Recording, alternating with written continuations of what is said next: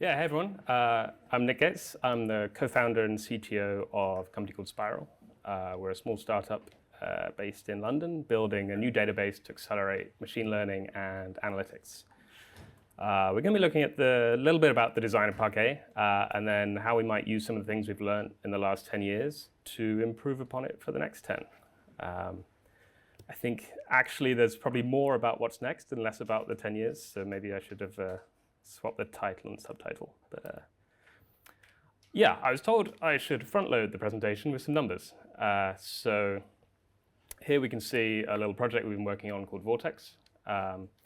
We've managed to kind of implement a bunch of some of these techniques that we're going to be talking about, and we see like a 15% improved compression ratio with about 50 times faster random access.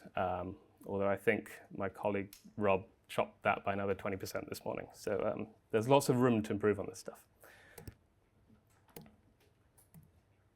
So what's Parquet?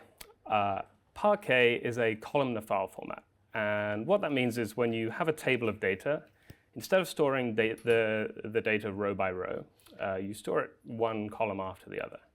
This does two things. One is that it helps improve query performance.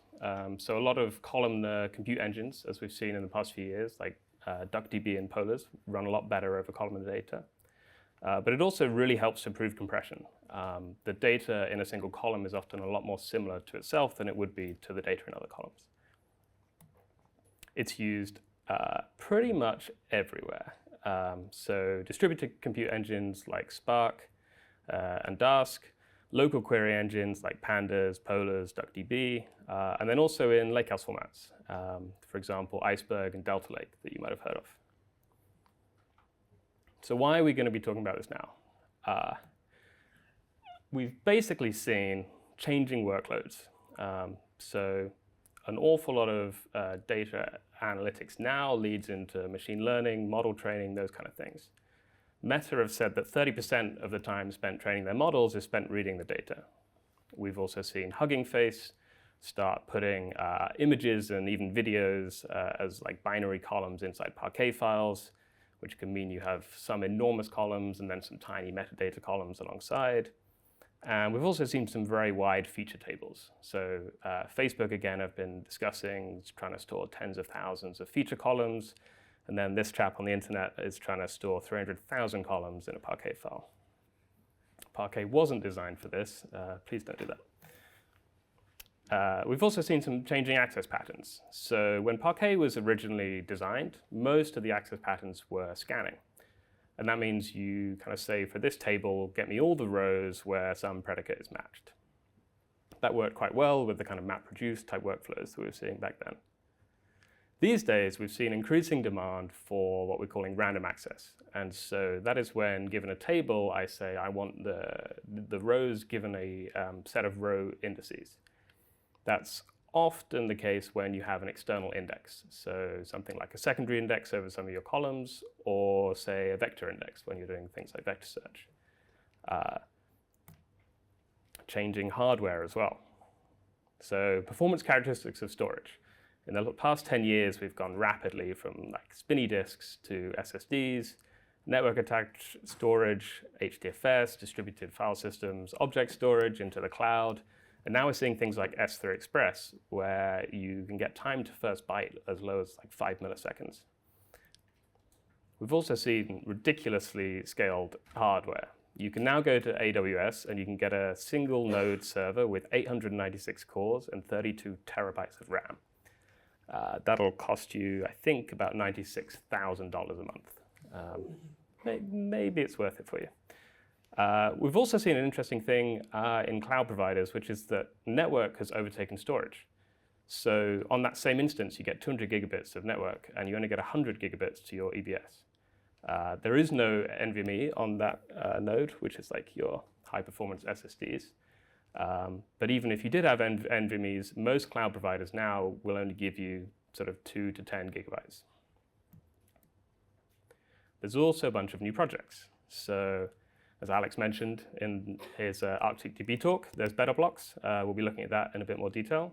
There's also Lance, which is a project for building a serverless database mainly for vector search. There's a project called Nimble, which Meta have published, a new columnar file format. They're looking at mostly kind of the machine learning feature tables. There's also a project called Vortex, which I mentioned, that's built by us. We'll touch on that a little bit as well later on. So, what is a columnar file format? Pretty much all columnar file formats follow a similar structure. So we've got the data page. This is the kind of smallest unit of data. It's the atomic unit that you typically read and write from either cloud storage or local disk, and it contains the compressed data itself. We have a layout. This is how the table is split into these pages. So Parquet has row groups, and then within a row group, split by columns, and within a column, you're split into pages.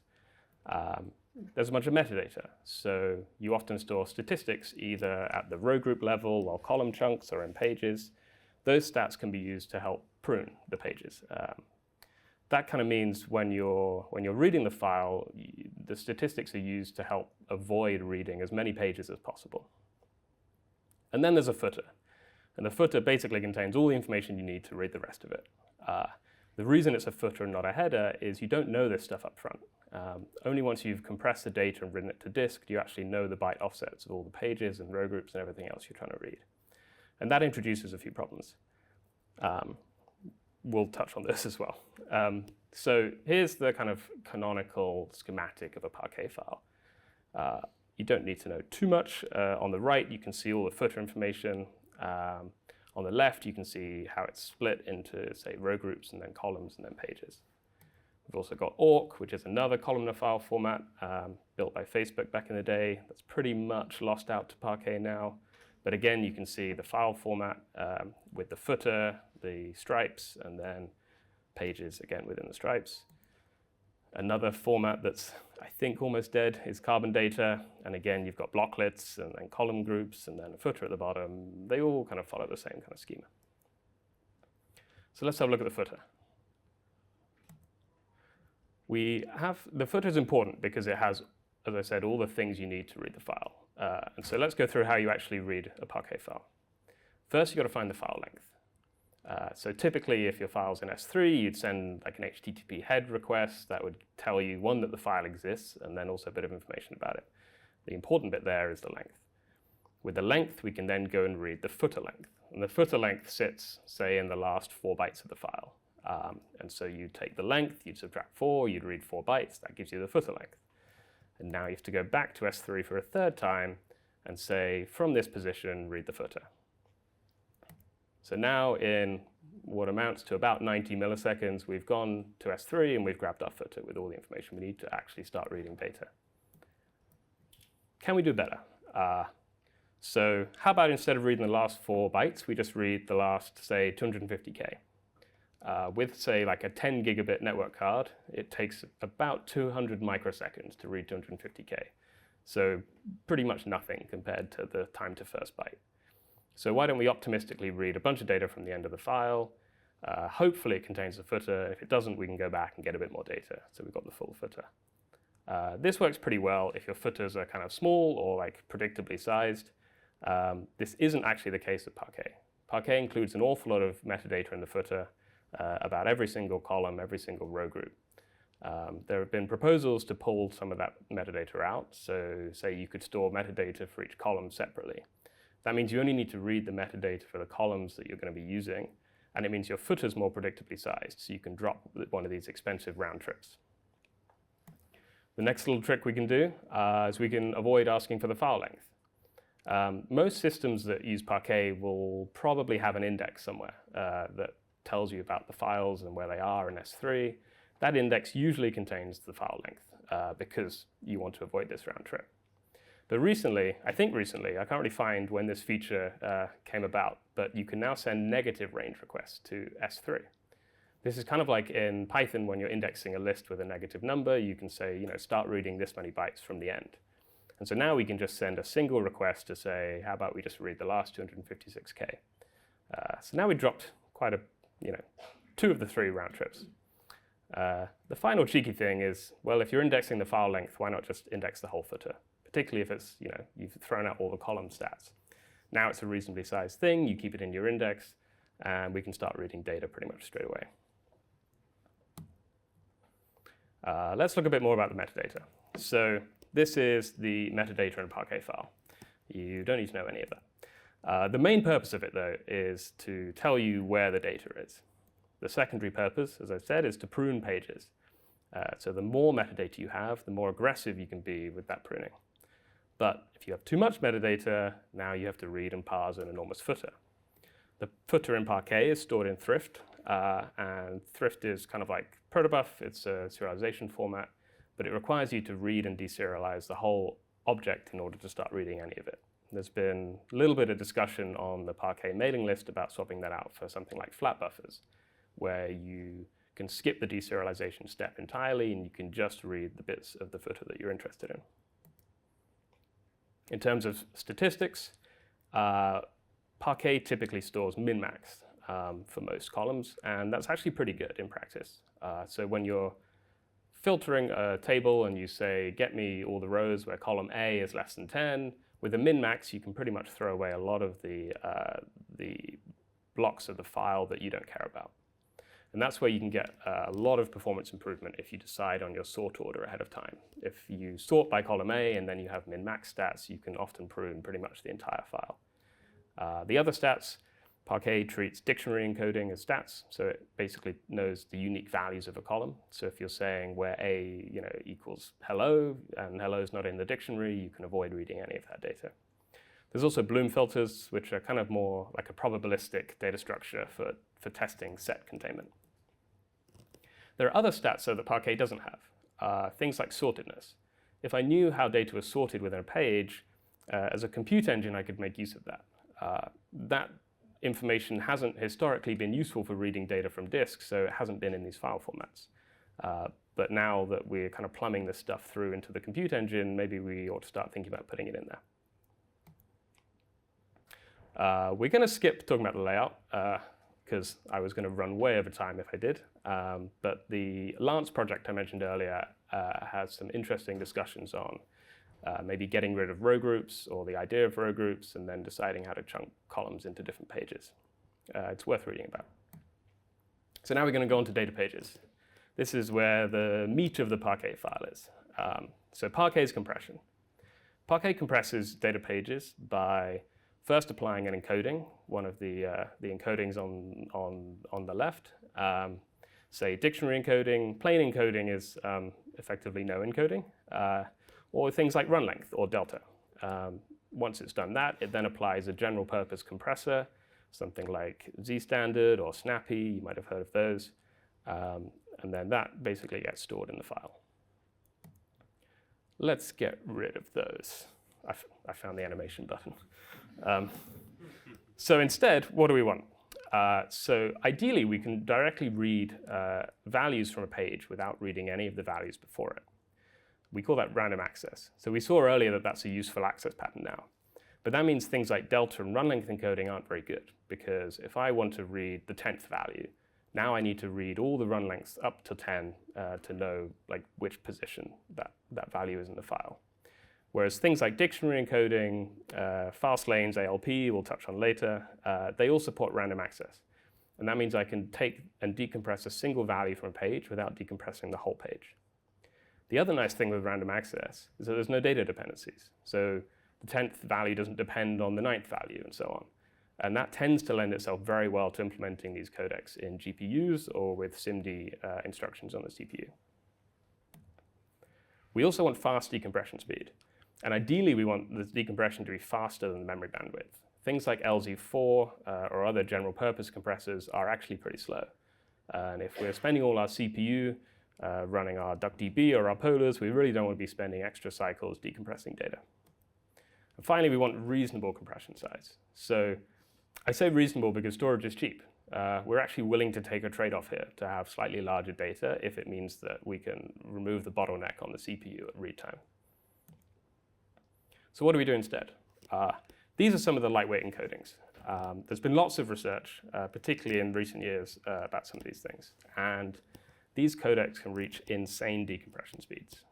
Fast lanes, bit packing can decompress 100 billion integers per second. I don't know how to put that into numbers that make more sense. Another way of thinking about that is like on a 2.5 gigahertz CPU, that is 70 integers per CPU cycle. The problem is, these encodings aren't necessarily very good at compressing data themselves. They typically, the game with compression is basically get things into unsigned ints, because we know how to compress those very well, pretty much with bit packing. And so a lot of these encodings just shuffle data around. They don't necessarily do any compression themselves. And this is where this paper called BetterBlocks comes in. BetterBlocks decides to apply these encodings recursively. So say I have a string column, I might dictionary encode it, and that gives me some dictionary values, and then an array of codes that point into that dictionary. The codes are integers, so I can then go and use an integer compressor, and I can go and use another string compressor over the values of that dictionary. They call this cascading, and it works pretty well. BetterBlocks sees pretty much equivalent compression ratios to Parquet with a general purpose compressor on top, but its scanning throughput is significantly faster. We can see pretty much up to about 80 gigabits per second. So let's look at what cascading compression with a bit more of a concrete example. So we take that string column and we're going to dictionary encode it. And that means we get our unique values on the right and we get our codes on the left. This is kind of a bad example, and you'll see why, but assume strings of variable length, and that makes them hard to compress and represent. So once we have our codes, we can then apply something like run length encoding. And so we have the runs, which is 0, 1, 0, 2, and then how many of those codes, like how many repetitions of each of those we have. And this is why it's a bad example, because the thing on the right isn't any smaller than the thing on the left. And then once we have our runs, suppose these are 32-bit ints, we then do something called bit packing. And all these ints have a lot of leading zeros. So we chop all those off. Turns out we only need 2 bits per value here. And so our 4 4-byte ints collapse into 4 2-bit ints. And so everything collapses down to a single byte. And that's pretty much how BetterBlocks works. The other thing to note with something like BetterBlocks is how do you select the compression codec? And that's where things get interesting. You can use various types of statistics. And so you pre-compute statistics over your data to say, how compressible is this? How many unique values are there? What's the min, max, etc. And from that and a bit of statistical sampling, you can select these compression codecs pretty effectively. So now we're going to look at a couple of the more complex lightweight encodings that I mentioned. This one is called adaptive lossless floating point compression. The floating got lost in the acronym, but this was published in December last year. It's already the default compressor for floating point in DuckDB. So if you need a hint, it works pretty well. So the way this works is by noticing that for floating point data, most of your values are probably decimal, at least in the analytics space. This might be less true of some of the scientific computing, but at least in analytics, this might come from currency, as in, it might be the price of something, or who knows, somewhere else. And so we can look in this case, the value highlighted in red is the original data. So it's like 8.0604 and then like a bunch of nines. This is pretty much the decimal 8.0605.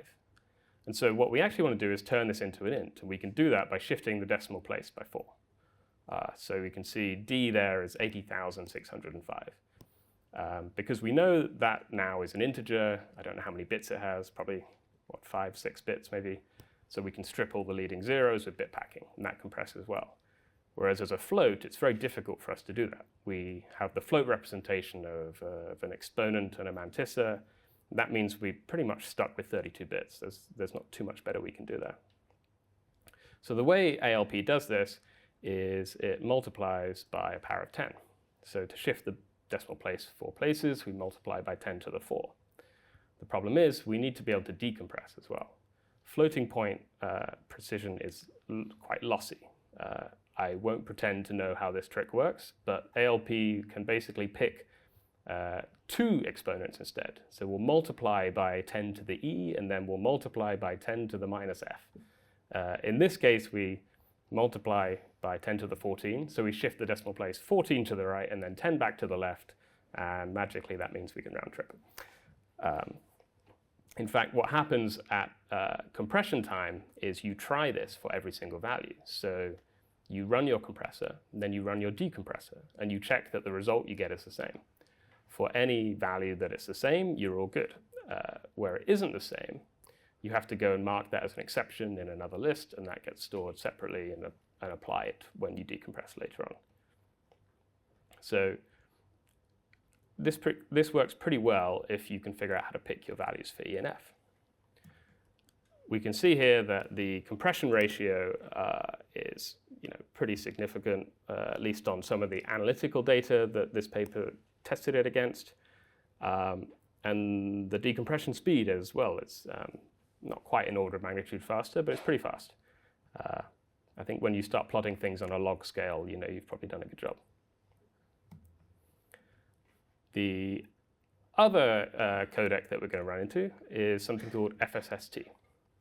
So this is fast static symbol table, and this is kind of a variation on dictionary encoding. So whereas dictionary encoding we saw before would take unique values and then would build a codes array that pointed into those values, FSST splits your values, or at least strings, into symbols. So if we have, on the left here, we've got an array of URLs. URLs often share a lot of things. So one of the symbols is http:// and one of them is www. And that means we can deduplicate all of that information into the symbol table, and then our compressed data can just have pointers into that table. FSST kind of works in a very similar way to the general purpose compressors like LZ4. It just has a bunch of tricks to say, in this case, the symbol table is only 255 symbols long. So that means you can fit your pointer to your symbol into a single byte. And there's a bunch of SIMD tricks you can do to make decompression speed incredibly fast here. The other nice thing, as we've seen before from dictionary encoding, is that you get random access. So unlike LZ4 or gzip or those kind of compressors, here you can actually decompress a single value without decompressing the whole page. And that's really helping in our random access stats. A little bit of performance graphs again. You can just kind of have your cake and eat it, really. The compression factor is better than LZ4 in all cases. The compression speed is better, and the decompression speed is better. On the right, we have this graph that selectivity means how many of the values you want to take out of your array. And so the highly selective things, so if I'm taking 100% of my values, we have a similar performance to LZ4, but if I'm only taking one of them on the very left, then we're much, much faster. This is kind of demonstrating the value of random access. So, 10 years of Parquet. That was kind of a tiny snapshot of some of the things we're thinking about as we develop this Vortex framework. And so we have to kind of ask, what's next? The obvious answer is Parquet v3. I don't know if you know, there is kind of a Parquet v2. It's not kind of officially a different file format, but it's kind of baked into Parquet. And there's lots of discussions going on in the mailing list. So there's discussions around a lot of these encodings and how we might bring these into Parquet. And there's also discussions around kind of where and how to store metadata. As I mentioned before, the flat buffer metadata is being discussed as well. So there's lots of decisions to make, and lots of decisions to make to evolve the Parquet format. Once we've made all those decisions, which might take a bit of time, we then have to update all the clients. So we've got Parquet Java, we've got Parquet C++, Parquet Go, Parquet Rust, another Parquet Rust. QDF has their own Parquet reader. Apache Impala has its own Parquet reader. DuckDB has its own Parquet reader. Fast Parquet. There's probably a few more out there. I think this is why a lot of these projects are coming out. These projects are here in a large part. I think they're trying to introduce the idea of experimenting with some of these techniques and trying to prove out, roughly what directions we should be going in. Better Blocks is kind of the most complete of these examples. They've picked up a bunch of these lightweight encodings. They've assembled them. They've figured out how to choose the compression format. Lance has come along. The Lance v1 format kind of demonstrated the value of random access. The v1 format was pretty much uncompressed arrow on disk, and that obviously performs very well for random access, and it was clear then that like the access pattern is important. The problem with kind of random access at the moment is a lot of Parquet readers don't even expose that as an API, and so trying to measure random access of Parquet is a little bit difficult right now. Lance v2 came out recently. That's where the LanceDB folks are kind of experimenting with the idea of row groups. So we mentioned Hugging Face putting images and videos into columns of your Parquet file. That can really distort kind of the distribution of data. So you can end up with some very large columns and some very small columns. You might have very large row groups, which can cause kind of your compute engines to and so Lance is exploring the idea of getting rid of row groups entirely and kind of letting each column be partitioned separately. Nimble is a file format that Meta published a couple of months ago. That kind of evolved internally from their fork of Awk. They have this use case of storing tens of thousands of feature columns, and so the main change that Nimble did, as well as introduce some of the ideas of Better Blocks, is that they have externalized the column metadata out of the footer, and that means that we can do a bunch of those footer tricks we talked about earlier, and it also means when you have 30,000 columns, you don't need to read 30,000 columns worth of metadata. Finally, we have Vortex, doing a little bit of self-promotion here. Vortex isn't actually a file format. Vortex, I like to think of it as a deconstructed file format.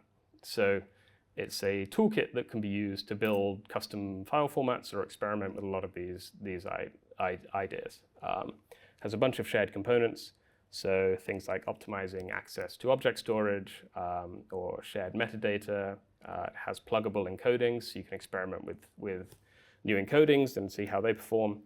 The layout can also be configurable, so you can decide whether to split into row groups or column groups, things like that.